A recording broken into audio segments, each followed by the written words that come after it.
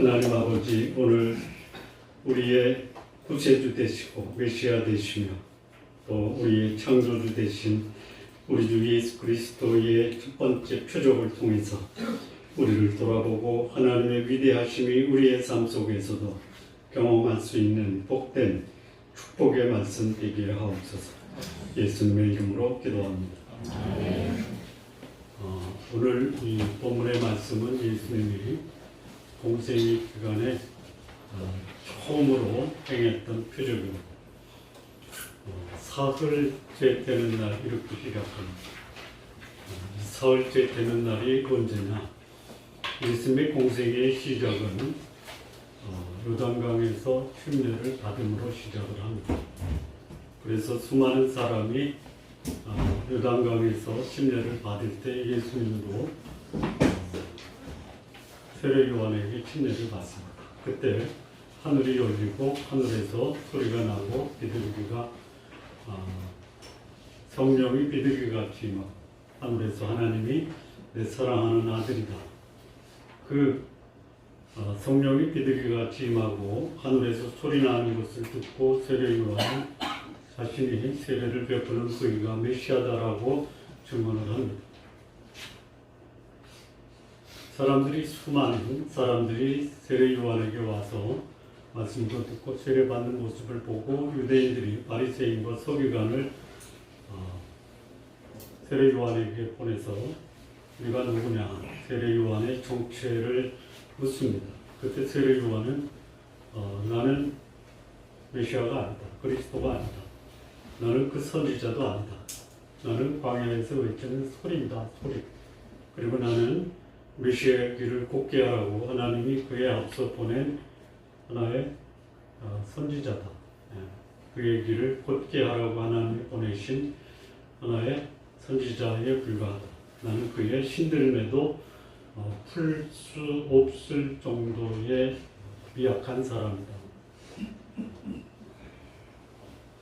그 다음날 요한이 그 두 제자와 함께 서 있다가 그 두 제자는 요한과 안드레, 갈릴리 베세다 사람 요한과 안드레가 세례 요한과 섰다가 예수님이 거니시는 것을 봅니다. 그때 요한이 자기 제자 둘에게 보라 하나님의 어린 양이다 이렇게 증언을 합니다. 그 증언을 듣고 두 제자가 예수님을 따라요. 따르는 제자 중에 한 사람의 이름이 안드레인데 안드레가 자기 형제 시몬을 찾아 말을 합니다. 우리가 메시아를 만났다. 그 다음날 예수님이 갈릴리로 가시려고 하다가 빌립을 만났다. 빌립을 만나서 하는 말이 나를 따르라. 그랬더니 예수님을 따르면서 빌립이 누구를 찾아가냐면 갈릴리 가나 사람 나다나엘을 찾아갑니다. 그리고 우리가 모세가 율법에 기록하고 여러 선지자가 기록한 그 메시아를 만났다. 그런데 나사렛 사람 예수다. 그랬더니 나다나엘이 나사렛에서 무슨 선한 것이 날 수 있느냐. 그랬더니 빌립이 와봐라. 빌립이 나다나엘을 데리고 예수님께 오는 그 나다나엘을 향해서 이는 참 이스라엘 사람이요 그 속에 간사한 것이 없다. 그 얘기를 듣는 순간 나다나엘이 당신은 하나님의 아들이고 이스라엘의 임금입니다라고 고백을 합니다. 그랬더니 예수님이 빌립이 너를 부르기 전 무화과 나무 아래 있었다고 네가 나를 믿느냐? 이보다 더 큰 일을 보리라. 그리고 예수님이 진실로 진실로 너희에게 이르노니 하늘이 열리고 하나님의 사자가 인자 위에 오르락 내리락 하는 것을 보리라 이렇게 말씀하셨습니다. 이게 지난주까지 드린 말씀입니다. 오늘 3일째 되는 날입니다. 이틀 동안 뭐 하셨어요? 이틀 동안 갈릴리로 가셨어요. 유다에서 갈릴리까지 가는 시간이 이틀 걸려요. 모르셨구나. 걸어가셨어요. 그래서 이틀 걸려서 3일째에 갈릴리 가나에 혼인잔치가 있었어요. 그런데 거기 예수님의 어머님이 계세요. 아마 그 혼인잔치하는 결혼에 그 혼주나 신랑이 예수님과 친척 관계가 아니냐. 어떻게 알 수 있냐면 예수님의 어머님이 거기 하객으로 참여해서 축하만 해주는 게 아니라 결혼식 피로연에 필요한 것들을 보다가 포도주가 떨어졌다까지 않아요. 그러니까 그 정도면은 그 결혼식 피로연 잔치에 깊이 관여했던 사람이 예수님의 어머니였을 것이다. 그런데 거기에 예수님과 그의 제자들도 함께 청함을 받습니다. 초대가 돼요.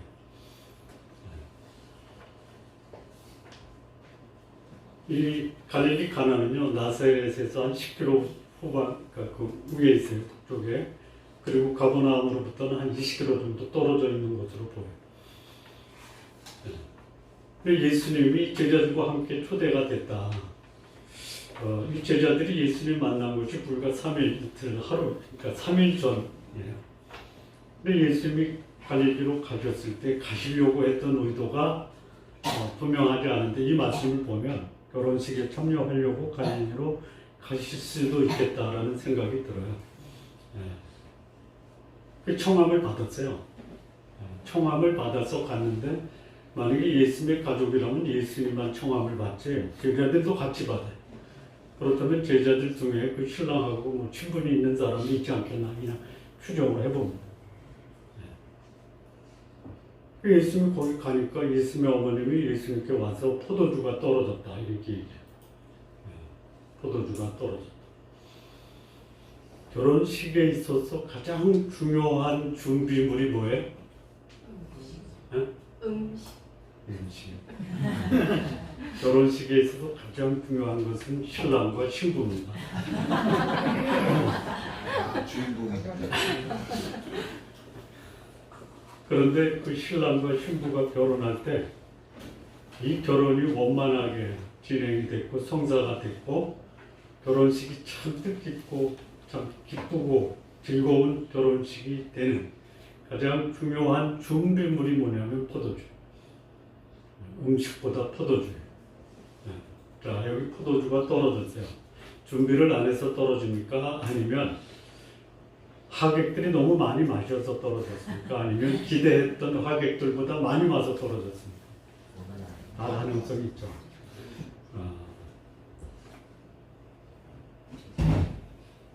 유대의 결혼 풍속은 결혼식은 밤에 하고 피로연은 일주일을 합니다. 일주일. 재산 거덜나. 근데 그 피로연에 가장 중요한 준비물 포도주가 떨어져요. 어쨌든 뭐 많이 마셔서 떨어졌던 손님들이 예상외로 많이 와서 떨어졌어요. 여러분 포도주가 떨어졌다는 것이 단순히 포도주가 없어졌다 이런 게 아니죠. 포도주가 없으면 결혼식은 어떻게 돼요? 제일 중요한 게 포도주인데 그 포도주가 떨어졌어요. 바닥이 났어요. 네. 어떤 일이 벌어질까? 생각해보세요. 결혼식의 핵심은 뭐예요? 포도주예요. 결혼식, 피로연, 포도주. 포도주가 떨어지면 어떻게 돼요? 지금까지 어떤 포도주를 마시고 얼마큼 마시는지 중요하지 않아요. 떨어진 다음부터 무슨 일이 벌어져요? 여러분 즐거웠던 기억이 오래가요? 괴로웠던 기억이 오래가요?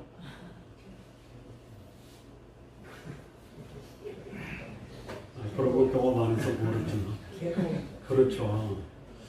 아니 결혼식장이 소위 원망과 불평, 아우성. 그래서 혼주나 신랑하고 하객들이 멱살 잡고 전쟁 벌일 수도 있어요. 즐거워야 될 잔치집이 인간관계가 깨지고 원망과 갈등, 불평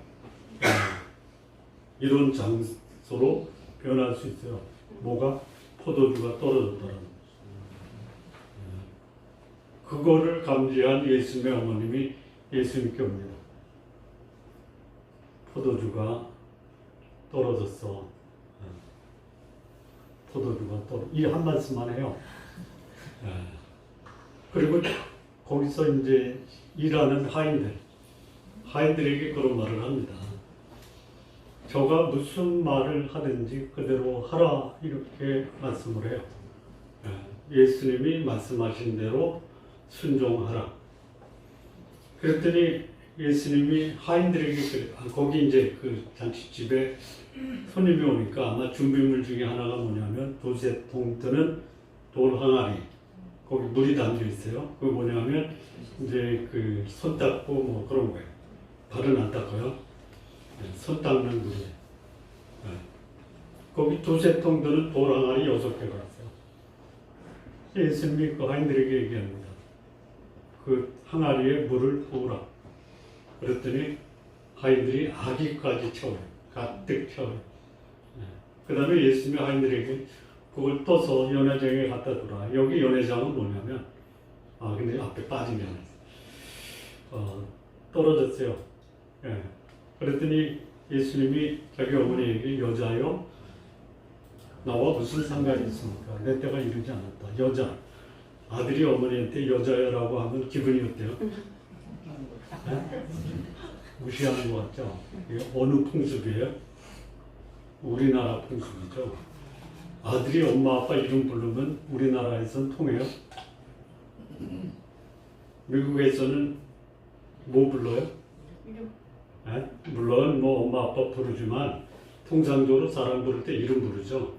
우리는 이름 부르면 상당히 이게 결례가 된다라고 써있죠. 여기 여자라는 것은요, 무슨 의미가 담겨 있냐면 사랑과 존경의 의미가 담아있는 호칭입니다.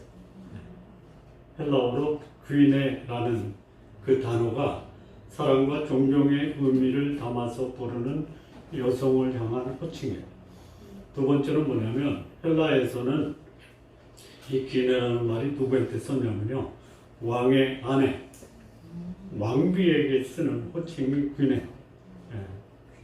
그러니까 예수님이 어머니 마리아에게 여자여라고 하는 것은 나의 사랑하고 존경하는 여인이요, 또는 나의 왕비요, 이렇게 부른 거예요. 그러니까 극존칭에.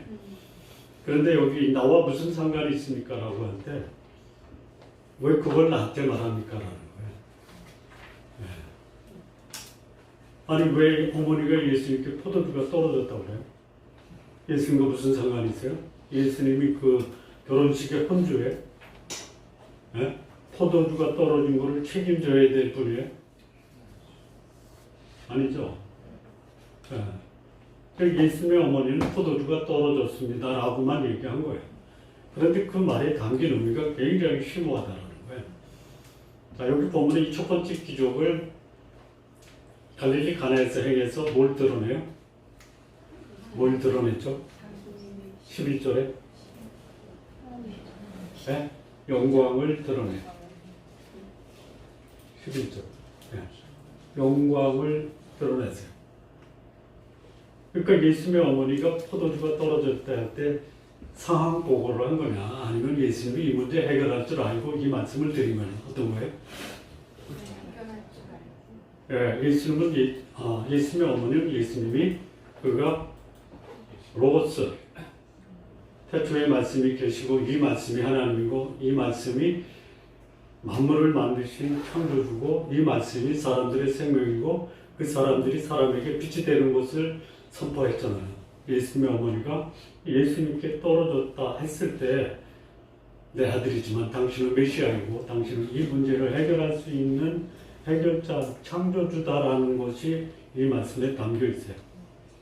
근데 예수님은 그렇게 얘기하는 거예요. 나와 무슨 상관이 있습니까? 근데 어머니의 말씀에 그 담겨 있는 것을 예수님은 받아들인 거예요. 거절이 아니라 그것을 나한테 말하는 당신의 의도를 알지만 사실은 내가 여기 포도주를 공급하는 사람은 아닙니다라는 것도 담겨요. 내 때가 아직 안 됐다. 예수님의 때, 요한복음을 보면 1장부터 21장까지 12장까지는 내 때 이전의 사건이에요. 내 때 이전. 12장까지 13장부터 21장까지는 내 때. 그럼 내 때가 뭐냐? 예수님 이 땅에 오신 목적이 뭐예요? 포도주 만들러 온 거 아니죠? 그러니까 상관이 없는 거예요. 병자를 고치는 것이 예수님 이 땅에 오신 목적은 아니죠. 그러니까 내 때 이전에도 예수님은 하나님이에요. 그분은 여전히 그리스도 메시아예요. 로고스예요. 창조주예요. 생명의 구원자예요. 내 인생의 인도자예요. 내 때가 안 됐다라는 것은 뭐냐면 내가 십자가에 달려 모든 인간을 구원하는 구원의 역사를 이룰 때가 아니지만 이런 뜻이에요. 그런데 예수님은 어머니의 말씀, 어머니의 기대, 메시아라고 아들인 예수님을 포도주가 떨어졌다라는 것을 해결할 수 있는 해결자로 믿고 그런 말씀을 드립니다. 그랬더니 예수님이 하인들에게 얘기합니다.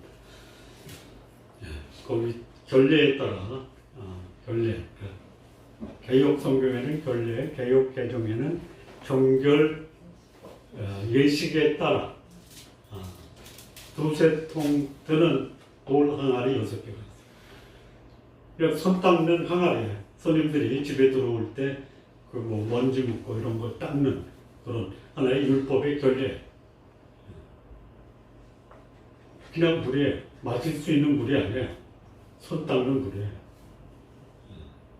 예수님이 그 하인들에게 항아리에 물을 채워라. 그랬더니 하인들이 아기까지 채워. 아기까지. 그 뭐라 그럴까요? 찰랑찰랑 할 때까지 채워. 그 다음에 하인들에게 그 물을 떠서 연회장에게 갖다 주라.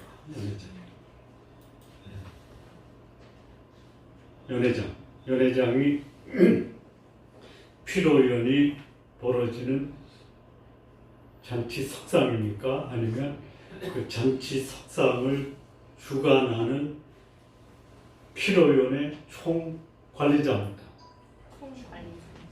네, 총관리자예요. 사람의 사람, 장소가 아니라 아마 이 집이 굉장히 그래도 갈릴리 가나에서는 유력한 집안인 것 같아요. 보통 그 결혼식 필요할 때 그 잔치를 주관하는 것을 집에서 하면은 누가 그 피로연을 주관해요? 네? 주인이죠, 손주죠. 네. 뭐 음식이 어디 있고 손님이 어디 있으니까 갖다 주고 이거를 주관하는데 이 집은 누가 해요? 연회장이에요. 연회장. 근데 이제 떠서 연회장에 갖다 줘요. 뭘 떠다 줘요? 물. 네. 물을 떠다 줘요. 네. 갖다 줬어요. 네. 그랬더니 연회장이 물로 된 포도주를 맛봐요. 맛을 보고 나서 놀래요. 아니 사람마다 먼저 좋은 포도주를 내잖아요. 그리고 마시고 나서 취한 다음에 질이 낮은 것을 내요. 그런데 여기는 지금까지 좋은 포도주를 두었다라고요. 요한은 이 복음서를 쓰면서 예수께서 이 첫 표적을 갈릴리 가나에서 행하여 그의 영광을 드러냈는데 제자들이 그를 믿었어요. 여기 믿었다는 처음 믿은 게 아니고 예수님이 메시아라는 사실을 알았지만 그 사실을 확인한 그 표적이 바로 물이 포도주가 된 표적을 통해서 확실하게 알게 됐다. 이게는 본문의 내용. 이 본문의 메시지가 주는 교훈이 있어요. 표적이 일어났습니다. 이 표적이 주는 교훈이 뭐냐? 하나님은 표적을 행하시는데 표적을 위한 표적은 행하시지 않는다. 소위 표적을 위한 표적이 뭐냐? 여러분 누군가가 그 불치의 병을 고쳤어요. 이게 표적이죠. 기적이죠. 그러면 그 불치의 병을 고친 사람에게 시선이 집중이 되고 그에게 관심을 갖고 또 그의 소문이 나고 인기도 얻죠. 요게 표적을 위한 표적이에요. 자신을 과시하고 선전하고 인기를 얻으려고 하는 표적은 표적을 위한 표적으로 표적을 통해서 내가 무엇인가 얻으려고 합니다. 그런데 여기서 나타난 표적은요. 표적을 행하니가 자신을 드러내고 과시하고 선전하고 인기를 얻으려고 한 표적이 아니었다라는 거죠. 이게 하나님의 사람들이 배워야 되는 은사를 주세요. 은사를 주세요. 은사를 주셨는데 내 은사는 잘 모르겠다 하시는 분도 있죠. 나는 내 은사가 뭔지 안다 아는 분도 있어요. 모르시는 분은 찾으시고요. 아는 분은 활용하세요. 그런데 그것을 가지고 내 이름을 드러내기 위한 은사는 안 하는 게 좋다. 자, 그러나 하나님은 그 표적을 통해서 그 표적이 필요로 한 사람에게는 반드시 표적을 보여주신다. 필요하면 보여주십니다. 지금도 가능합니까? 네. 선교 현장에서 들려오는 소식 중에 하나가 뭐냐면 의사가 없는 곳에서 선교할 때 의사가 아닌 선교사를 통해서도 아픈 사람이 낫는 역사가 이루어진다. 여러분이 할 수 있는 것은 여러분이 하셔야 돼요. 하나님이 할 수 있는 건 하나님이 하시도록 하나님의 요청을 하셔야 돼요. 네. 이거는 하나님만이 할 것이다. 그런데 이거는 나는 못한다. 하나님의 도움을 구하셔야 돼요. 아마 이런 얘기하면 또 나중에 구설수가 나와서 언뜻 자식 마음대로 돼요? 그럼 어떻게 해야 돼? 기도해야 돼. 무엇을 위해서? 하나님 잘 키워주시던. 그걸 뭐라 그래? 표적. 표적. 부모 기대에 맞는 자식을 키우는 것은 뭐다? 기적이다. 기적 가운데 산다. 제가 일반에서 우리 교인들 개인적인 얘기 안 하는데 우리 여기 오늘 참석한 분 중에 아들이 옥스퍼드를 갔어요. 네. 그 표적이에요. 그 표적을 통해서 뭐를 해야 돼요? 하나님의 영광을 드러내야 돼요. 자, 그 다음에 세 번째 표적이 주는 교훈이 뭐냐면요. 기적이 아니라 표적이에요. 기적은 그야말로 사람이 할 수 없는 그야말로 미라클이에요. 미라클. 놀라운 기적이에요. 여기서 나오는 이것이 기적인데 저희 일반적인 사람 눈에는 물이 포도주 된 게 기적 아니에요? 그런데 그 놀라운 일을 행했다. 그것이 목적이에요. 표적이에요. 표적은 뭐냐면 사인이에요. 사인. 그 도로판에 사인 있죠. 표적. 어디로 가는 목표를 가르쳐 주는 거예요. 여기서 이 물이 포도주가 된 것은 그야말로 잔치 석상에 피로연에 포도주가 떨어져서 포도주를 만들 때 물로 사용했다 기적인 것은 맞는데요. 기적은요, 사람들이 물이 포도주가 된 것을 기억하고 내 인생에도 물이 포도주가 되기를 바라는 마음이 커요. 이게 기적. 기적을 본 사람들의 기대예요. 근데 예수님이 기적을 행할 때 그 기적은 네 인생에도 물이 포도주가 될 거야가 아니라 네 인생을 주관하고 통치하는 그 하나님은 내 인생의 주인이다. 이것을 보여주는 거예요. 로고스 대신 하나님을 보여주기 위한 하나님의 방법이 뭐냐? 표적이에요. 그게 사람들은 기적이라고 해요. 기적이에요. 그러나 기적 속에 담겨있는 하나님의 의도는 뭐냐? 이 기적을 행하신 분은 하나님이다라는 것을 사람들로 알고 그걸 통해서 예수님이 하나님의 영광을 드러냅니다. 여러분에게 하나님이 은사를 주셨을 때 은사를 행하세요. 행사하시고요. 그 속에 은사를 향한 여러분들이 영광을 가지고 가시려고 하지 마십시오. 영광의 탈취범이 되는 거예요. 오히려 이 기적을 행하신 분은 나를 통해서 역사하신 하나님이다라는 것을 드러낼 수 있습니다. 자, 이 본문에 나오는 이 표적을 행하신 예수님은 어떤 분이냐? 어떤 분이세요? 이 물이 포도주가 된 표적이 주는 첫 번째는 예수님은 어떤 분인가? 어떤 분이에요? 물을 가지고 포도주가 만들었어요. 이거를 조금 1장에서 나오는 말씀으로 하면 로고스 말씀이라는 거예요. 말씀 대신 로고스. 로고스는 뭐냐면 창조주, 구원자, 인도자예요. 여기서 나오는 물이 포도주가 된 이 사건을 통해서 예수님은 어떤 분이냐? 로고스 대신 창조주예요. 창조주. 갈릴리 가나, 소위 어둠의 땅, 버려진 땅, 그 땅에 예수님이 찾아가셨어요. 허름한 항아리 속에 물을 담그고 그 물이 포도주가 됐어요. 그러면 그 물이 포도주가 된 그 기적의 주인공은 물이 포도주가 된 기적의 주인공 예수님이에요. 그가 창조주다, 메시아다. 여러분 창세기 1장 태초에 나오죠. 요한복음 1장 태초에 나오죠. 그래서 요한복음 1장에 그 말씀이 만물이 그로 말미암아 지은 바 되었다. 창조주예요. 그리고 첫 번째 표적이 뭐예요? 물이 포도주가 된 거예요. 자, 창세기 1장 2절에 하나님이 태초에 천지를 창조하셨어요. 땅이 혼돈하고 공허해요. 흑암이 깊은 곳에 있어요. 하나님의 신이 그 수면에 운행해 있어요. 하나님이 역사하기 이전에 이 세상은 어땠어요? 혼돈, 공허, 흑암이에요.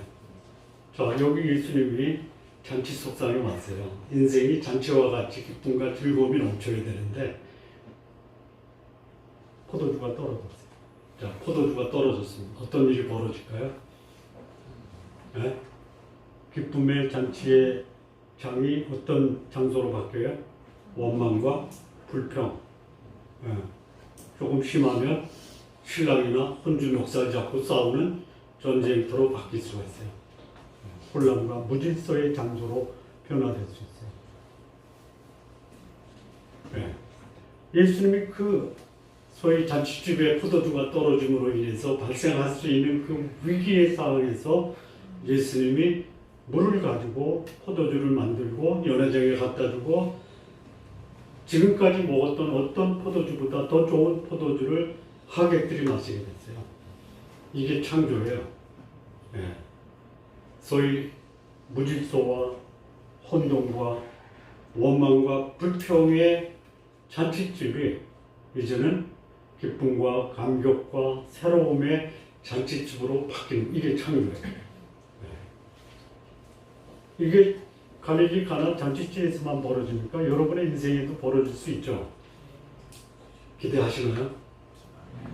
좀 하셨으면 좋겠어요. 자, 두 번째, 여기 이제 예수님이 창조주인데요. 혼돈하고 공허했어요. 공허 떨어졌다. 포도주 항아리가 비었어요. 공허해요. 거기 물만 채워져 있었어요. 오늘 여러분이 삶을 살아가는데 나는 포도주로 채워지길 원하는데 보니까 물밖에 없어.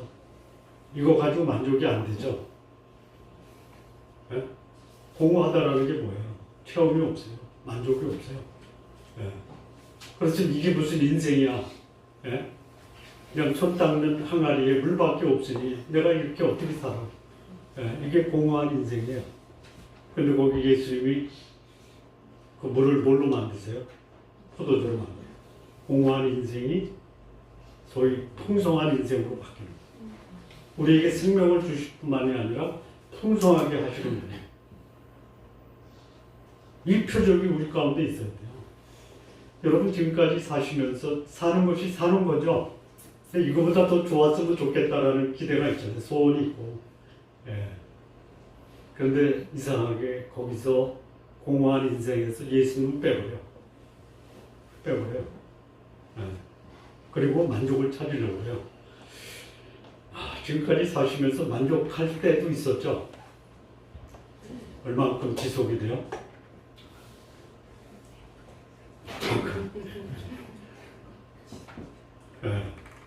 그 기간이 짧으냐 기냐의 문제지 인생을 살다 보면 그냥 텅 빈 것 같아요. 텅 비어요.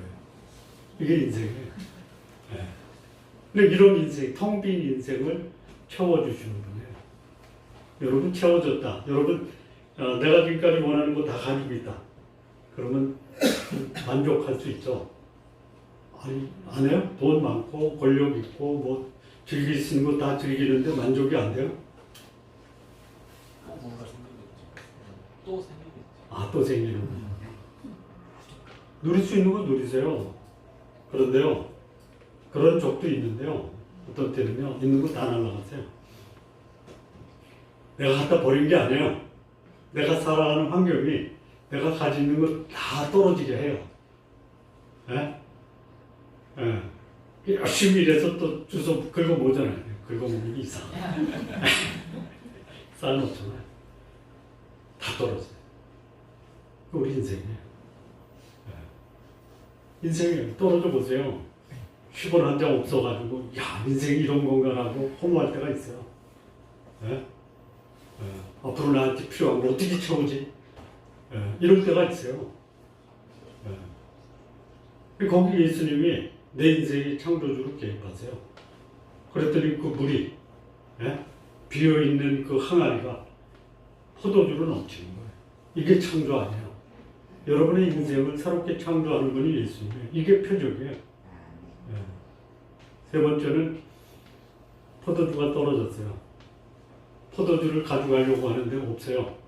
그러면 그것을 나르는 하인들 또는 그 잔치를 준비했던 연회장 또는 신랑, 혼주 어떻게 했어요? 어떻게 했어요? 하객들은 원망과 불평이고 그 피로연을 주관했던 뭐 혼주나 신랑이나 연회장이나 그 음식을 서빙하는 하인들의 마음은 어때요? 한마디로 말하면 참담하다. 예. 참담하죠. 발을 동동 고르면서 이거 어떻게 하지? 예. 눈앞이 깜깜한 거예요. 이게 흑암이에요. 예. 그런데 그 흑암이 어떻게 바뀌었어요? 영광으로 바뀌었어요.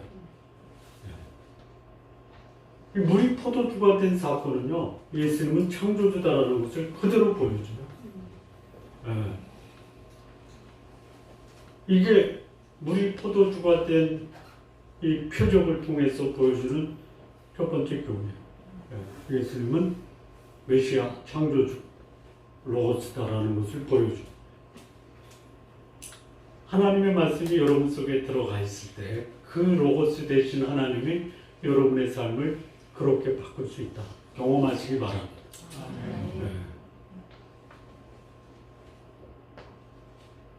말씀을 붙들고 그걸 내 삶 속에 그냥 하나님 이거 적용 안 해주시면 나 못 삽니다라고 하여튼 좀 때를 써보세요. 그런데 상당히 많은 경우에 내가 기도하고 또 하나님께 간구해도 내가 원하는 때 원하는 방법으로 안 해주시죠. 그러면 예수님은 메시아 그리스도 로고스 창조주 아니십니까? 아니에요? 변함이 없어요. 근데 하시는 게 있어요. 근데 난 그걸 별로 관심이 없어. 하나님이 창조주로 내 속에 그야말로 창조주 대신 역사를 행하셨어요. 문제가 생기면 여러분 마음에 뭐가 찾아와요? 뭐가 찾아와요? 네? 불안, 두려움, 염려 이걸로 꽉 차죠. 밤잠을 못 자잖아요. 벌떡벌떡 일어나잖아요. 네. 하나님이 오늘 여러분에게 행할 수 있는 창조주로서의 표적은 뭐냐? 불안과 두려움과 공포 이런 것이 뭘로 바뀌어요? 네? 평안이에요. 이건 기도하세요. 하나님 그거 뭐 돈 주실 때 주십시오. 난 뭐 거지같이 살 테니까. 돈 없으면 거지같이 살아야지 어떻게 해. 네? 그런데 거지같이 살아도 건강이 회복이 안 돼도 하나님 내 마음속에 평안을 꼭 좀 주십시오. 네? 하나님 이렇게 말씀하겠어요? 평안은 못 줘도 돈은 준다. 얼마나 좋아.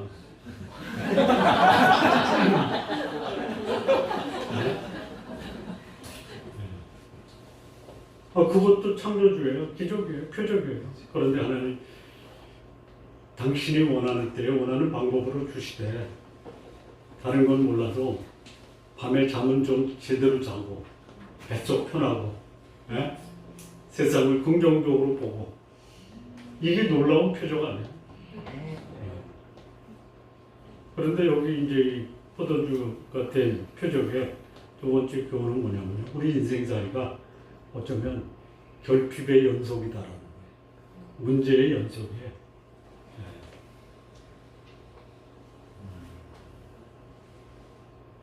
문제 없는 게 더 큰 문제예요. 네? 문제가 있기 때문에 창조주에게 나올 수 있다면 문제는 우리를 창조주에게 인도하는 하나님의 배려예요. 그래서 문제를 감사로 바꿀 수 있는 사람이 누구냐? 창조주 대신 예수님을 믿고 사는 사람들의 삶의 모습이에요.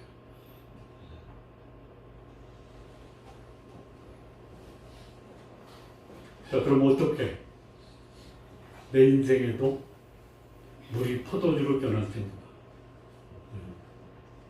여기 예수님의 어머니와 예수님이 행하신 그 일을 통해서 오늘 우리가 갖고 있는 문제. 자, 문제는 모든 사람에게 다 있어요. 근데 내가 해결할 수 있는 문제도 있고 해결할 수 없는 문제도 있어요. 내가 해결할 수 있으면 어떻게 해야 돼요? 내가 해결해야 돼요. 내가 해결할 수 없는 건 어떻게 해요? 그러니까 이 문제가 내가 해결할 거냐 아니면 하나님이 해결할 거냐 이거 분별해야 돼요. 하나님이 하는 거 내가 하려고 하면 어떻게 돼요? 네? 하나님이 하는 걸 내가 하려고 해봐요. 힘만 들어요. 할 수 없어요. 근데 내가 해야 되는 걸 하나님께 맡겨. 이런 사람 있잖아요. 목사가 하는 걸 성도시키고 성도가 하는 걸 목사가 하면 어떻게 돼요? 예? 아, 꿈가루를 왜? 예. 회사에서도 사장이 하고 직원이 하고 직원이 하고 사장이 하면 어떻게 돼요? 예. 문제가 뭔지 정확히 파악해야 돼요. 예수님의 어머니가 파악을 했어요. 뭐가 없어요? 포도주가 떨어진 거예요.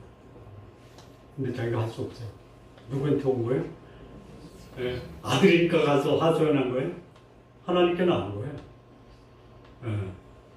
그러니까 첫 번째는 뭐냐? 문제를 인식하고 문제를 해결할 수 있는 분을 찾아야 돼요. 문제를 해결할 수 있는 분이 따로 있는데 그걸 내가 하려고 붙들고 있어봤자 힘만 들어요. 그리고 마음에는 내가 할 수 없는데 하려고 하니까 어때요? 부담, 불안. 이런 것들이 내 삶을 지배하는 거예요. 여러분 얼굴에 불안이라고 써있는 사람 있어요? 불안한 사람은 얼굴이 어떻게 바뀌어요? 아니 쉽잖아요. 불안한 사람으로 바뀌어요. 얼굴에 평안이라고 써있는 사람이 있어요. 문제가 없어서 평안이 아니에요. 이거를 내가 믿는 전능자, 창조주에게 맡긴 사람은요, 그분의 인도함을 받을 수 있어요. 자, 두 번째는 뭐냐? 문제점을 알고 문제를 해결할 수 있는 해결자를 찾으면요, 거기서 끝나면 안 돼요. 뭐 그러잖아. 예수님 내 문제 해결해 준데 끝나요, 거기서. 네? 어떻게 해야 돼요? 그 문제를 누구한테 맡겨요? 해결자에게 맡겨야죠. 네. 여기 예수님의 어머니가 포도주가 떨어진 걸 알았어요. 그래서 누구한테 왔냐? 해결자에게 왔어요. 해결자에게 와서 어떻게 해요? 맡긴 거 아니에요. 네. 안 맡겨요. 내가 붙들고 있어요. 내가 붙들고 있으면 해결이 되나요? 해결이 안 되는 이유는 뭐냐면 하나님을 몰라서 해결이 안 되는 게 아니라 내가 그 문제를 해결하려고 기도하면서 염려, 불안, 이걸로 내 가슴이 가득 차 있는 거예요. 현대병의 가장 많은 병이 뭐냐면요, 정신병이에요. 처음에는 여러분 신경증과 신경질이 다르죠. 신경질은 낼 수 있어요. 그게 더 소위 악화가 되는 신경증이 되는 거예요. 거기까지 가지 말죠. 분노를 낼 수 있어요. 근데 분노 조절 장애까지 가지 마시죠. 의지 박약. 아무것도 못할 수 있어요. 그런데 그게 의지 박약증으로 가버려요. 여기 예수님 믿고 하나님을 나의 하나님으로 모시는데 하나님께 안 맡겨요. 예. 이거를 뭐라고 하냐면 믿음 결핍증이라고 해요. 불신앙이라고 하는데 하나님을 안 믿는 게 아니에요. 하나님을 믿는데 내 문제를 내가 끌어안고 있어요. 예. 그리고 불안하고 걱정하고 염려하고 맡기세요. 세 번째는요. 맡겼다라는 것은 내 삶으로 보여줘야 돼요. 항아리에 물을 채우죠. 연예인이 갖다 줘라 갖다 주죠. 쉬워요. 내 방법대로니까 방법이 없어요. 이리저리 방황해요. 대답 찾으려고. 예수님 말씀만 들어가세요. 너희 염려를 다 주께 맡겨버려라. 맡겨버립니다. 아무것도 염려하지 말고 모든 일에 기도와 간구로 너희 구할 것을 하나님께 아뢰라. 기도하면 돼요.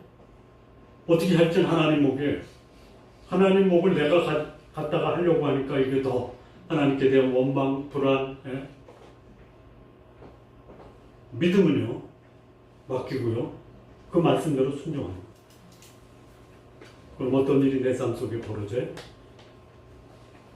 표적이 행해지는 표적. 정리를 해보겠습니다. 여러분의 인생도 내 인생이 잔치처럼 됐으면 좋겠다 하는데 전쟁터가 되어버려요. 사랑으로 가득 차야 될 내 가정이 전쟁터, 원망과 불평으로 가득 찰 수 있어요. 왜 그래요? 내가 내 집안의 문제를 지고 있기 때문에 그럴 수 있어요. 맡기세요. 하나님이 우리 속에 창조의 역사가 이루어질 수 있도록 맡기세요. 소위 혼돈, 공허, 흑암에 이 세상, 아니 내 가정, 내 직장 이럴 수 있어요. 이때 창조주 되신 하나님께 이 문제 맡기세요. 그러면 혼돈이 질서로 잡혀. 공허가 충만해져. 그리고 흑암이 영광으로 바뀌어요. 이런 역사가 우리 성도님들의 삶 속에 오늘, 내일, 그리고 내 인생 다하는 날까지 이 창조주 예수 그리스도 메시아 로고스 되신 그분의 창조의 역사가 여러분의 역사가 되기를 진심으로 바랍니다. 기도하시겠습니다. 하나님 아버지 감사합니다. 창조주 되신 우리 주 예수 그리스도 그분의 역사가 오늘 우리의 삶 속에서도 동일하게 경험될 수 있도록 인도하옵소서. 혼돈과 공허와 흑암이 질서와 충만과 광명으로 변화되는 창조의 역사 우리의 삶에서도 있게 하옵소서. 예수님의 이름으로 기도합니다. 아멘.